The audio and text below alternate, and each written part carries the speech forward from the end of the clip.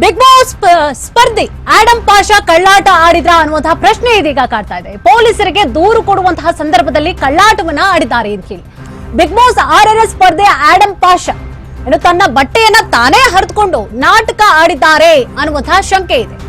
Adam ಮೇಲೆ ಕ್ರಮವನ್ನ ತೆಗೆದುಕೊಳ್ಬೇಕು ಅಂತ ಹೇಳಿ ಹಿರಿಯ ಅಧಿಕಾರಿಗಳು ಸೂಚನೆಯನ್ನ ಕೂಡ ನೀಡಿದ್ದಾರೆ. ವಾಟರ್ ಟ್ಯಾಂಕ್ ಲಾರಿ ಚಾಲಕನಿಗೆ ಹವಾಜ್ ಹಾಕಿರ್ತಾರೆ ಆಡಂ ಪಾಷಾ. ಸ್ಪೀಡ್ ಆಗಿ ಹೋಗ್ತೀಯಾ ಅಂತ ಹೇಳಿ ಲಾರಿ ಚಾಲಕ ಕೇಳಿರ್ತಾನೆ. ಆ ಸಂದರ್ಭದಲ್ಲಿ ಆವಾಜ್ ಅನ್ನ ಹಾಕಿರ್ತಾರೆ ಇವರು ಆಡಂ ಪಾಷಾ.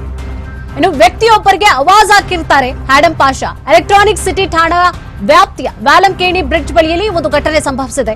ಘಟನೆಯ ನಂತರವಾಗಿ ತಾನೇ ಪೊಲೀಸ್ ಠಾಣೆಗೆ ಬಂದು ಹಲ್ಲೆ ಆಗಿದೆ ಅಂತ ಹೇಳಿ ದೂರನ್ನ ಕೂಡ ದಾಖಲಿಸಿರ್ತಾರೆ ಆಡಂ ಪಾಷಾ.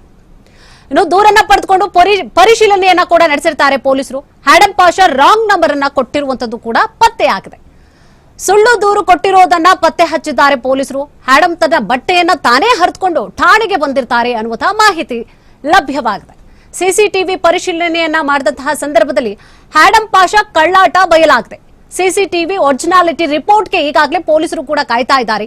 ರಿಪೋರ್ಟ್ ಬಂದಂತಹ ನಂತರವಾಗಿ ಆಡಂ ಪಾಷಾ ಮೇಲೆ ಕ್ರಮ ಸಾಧ್ಯತೆ ಅಂತ ಹೇಳಿ ಹೇಳಲಾಗ್ತಾ ಇದೆ. ಎಸ್, ವ್ಯಾಲಂಕೇಣಿ ಬ್ರಿಡ್ಜ್ ಬಳಿಯಲ್ಲಿ ಹೋಗ್ತಾ ಇರ್ತಾರೆ ಇವರು.